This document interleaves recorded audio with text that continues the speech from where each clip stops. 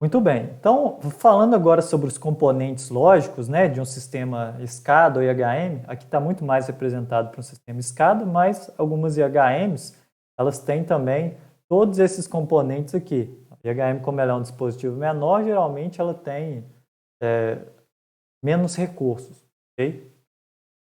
Então, como é que a gente pode dividir um sistema SCADA? O sistema SCADA basicamente tem esses componentes aqui, que seriam a parte de aquisição de dados, feito pelos drivers, a parte de gerenciamento de alarmes, tá bom? O banco de dados, ou tags database, tá bem? Gráficos de dependência, interface gráfica, desculpe, gráficos de tendência, tá? A interface gráfica, relatórios e receitas. Então, vamos passar por eles aqui, por cada um, para eu dar uma explicação básica, e nas próximas aulas a gente vai entrar em mais detalhe nesses componentes. O primeiro componente aqui de um sistema de supervisão é a parte de aquisição de dados, tá certo? O sistema SCADA, ele vai pegar todas as minhas variáveis do meu processo, né, sejam elas pontos de entrada e saída, como sensores, válvulas, as variáveis de processo, temperatura, nível, pressão, vazão, e vai pegar esses valores e guardar dentro de variáveis que a gente dá o nome de tags. Então, cada tag no meu sistema de supervisão, ele representa para mim um ponto de entrada e saída, analógica ou digital, no meu processo, tá? Ou na minha planta. E como é que é feito então? Porque a gente viu que tem uma comunicação entre o sistema de supervisão, né? Porque o meu sistema de supervisão ele roda num computador, é um software rodando ali no computador, entre o sistema de supervisão e o CLP. Para que haja comunicação entre esses dispositivos, a gente vai utilizar drivers de comunicação. Basicamente, igual esses drivers que a gente instala no nosso computador para comunicar com uma impressora ou qualquer outro dispositivo. É aquela mesma ideia. Os drivers, então, vão servir para o meu computador comunicar com o meu CLP, tá certo? Geralmente, o driver ele é fornecido pelo fabricante do CLP, então você não precisa desenvolver isso, não é um programa que você tem que fazer. Você tem que apenas configurá-lo. Aqui, por exemplo, ó, tem um exemplo de driver, repare que é uma janela de configuração do Windows, né? No qual você simplesmente vai falar que tipo de CLP, qual o tipo de transporte, fazer algumas configurações aqui, tá bom? E geralmente também essas configurações, elas são dadas pelo próprio fabricante de acordo com o CLP que você quer comunicar. É basicamente a questão de configuração de drivers, tá certo? Para fazer a comunicação. A gente tem também a parte, um outro módulo, que é o módulo de interface gráfica, tá certo? A parte de interface gráfica são aquelas representações da planta que a gente falou. Aqui tem outro exemplo de representação de uma outra planta que a gente chamou de painel sinótico, tá bom? A gente pode dividir, né? Geralmente, na verdade, a gente divide o meu sistema de acordo com áreas, que às vezes é uma planta muito grande, eu posso representar áreas de uma planta em separado, para não ficar uma tela muito bagunçada. Eu posso fazer navegação aqui em cima, para a gente navegar entre as áreas da minha planta, igual aqui, por exemplo, vocês podem ver que está escrito elétrica, dosagem, saneamento, tratamento térmico e farmacêutico, tá bom? Cada vez que eu clico aqui, ele abre aquela área da planta em particular. Esses objetos aqui, a gente não precisa desenhar eles todos, apesar de a gente ter essa possibilidade. Geralmente, o software de supervisão, quando a gente está desenvolvendo, eles já têm bibliotecas de objetos prontos, tá? Para que eles facilitam bastante o desenvolvimento. E reparem que vocês vão ver que na maioria dos sistemas de supervisão, a gente tem um padrão que é o quê? Na parte de cima aqui, geralmente, a gente coloca a navegação, tá certo? Igual eu já falei para vocês. Na parte central da tela, a gente vai colocar a parte sinótica, ou a tela que a gente está navegando, né? Tela de alarme, tela de tendências, que a gente vai falar daqui a pouco. E na parte inferior aqui, que a gente chama de banner de alarmes, né? Com os últimos alarmes da nossa planta, tá certo? Então, basicamente, o que muda aqui na minha tela é só essa parte do meio, de acordo com a navegação. A parte de alarme sempre fica aqui embaixo, beleza? Falando já de alarmes, né? Os sistemas de supervisão eles têm uma parte de gerenciamento de alarmes. Para quê? porque um processo industrial ele demanda que algumas condições sejam avisadas para o operador, né? Por exemplo, se a temperatura ele ultrapassa uma faixa que eu determinei, é bom que isso seja dado um aviso. Ou se um nível ultrapassa um valor mínimo de funcionamento, é bom que isso seja avisado. Eu crio isso tudo na forma de alarmes, tá bom? Esse módulo de alarmes, então, ele vai receber e registrar esses eventos excepcionais, vamos falar assim, da nossa planta.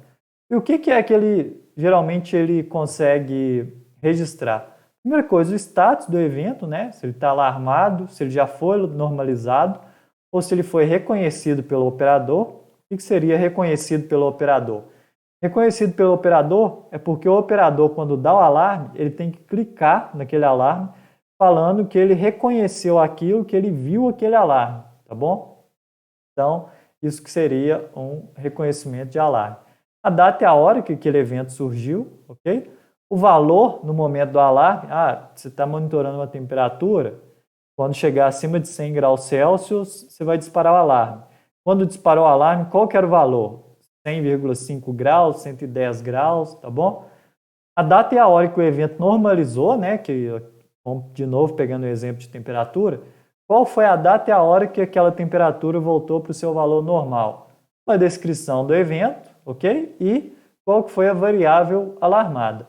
Então aqui tem um exemplo, né, de configuração de alarme, tá certo?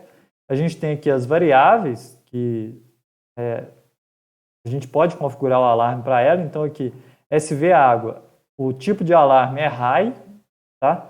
O que seria um alarme high? Um alarme de nível alto, tá? O valor limite para essa variável e a mensagem que eu quero que apareça quando esse valor for ultrapassado.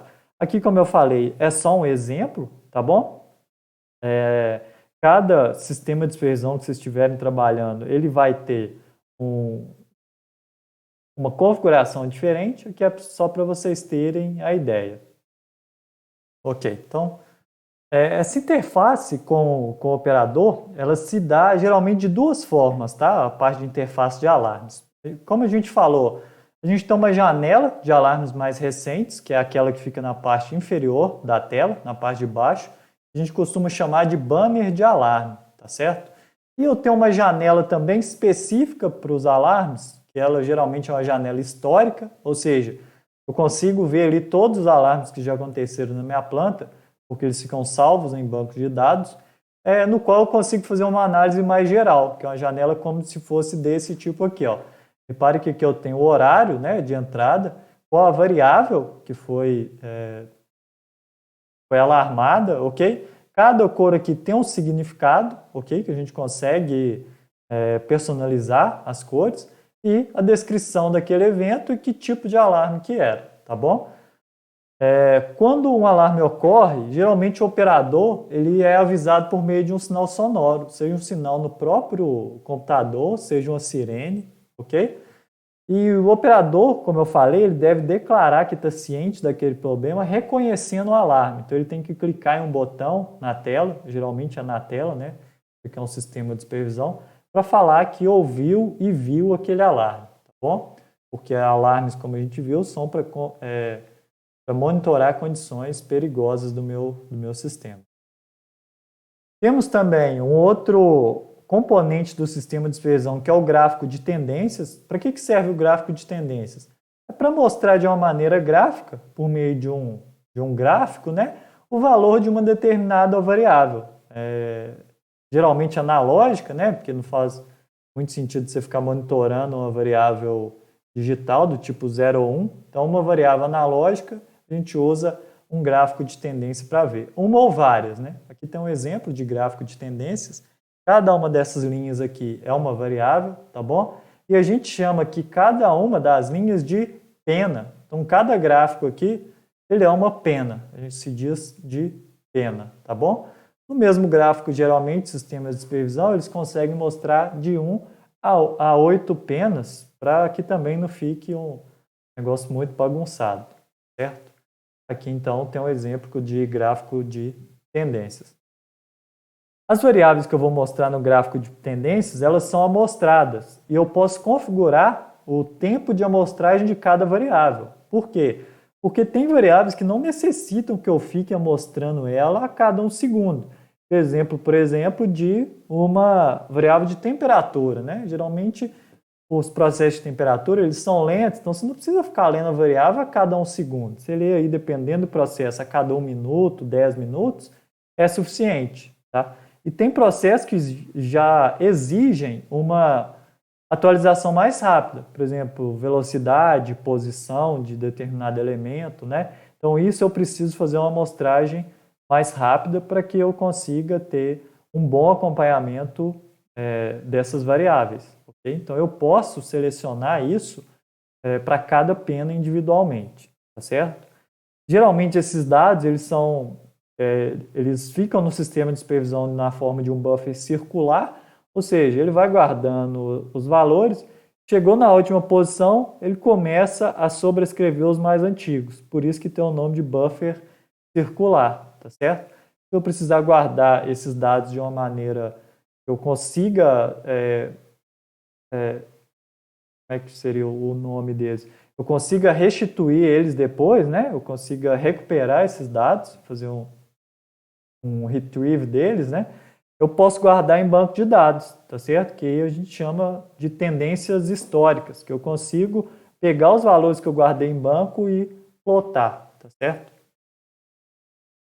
Muito bem, eu vou cortar esse vídeo por aqui e a gente já continua na parte 3 dele com os próximos componentes de um sistema de supervisão.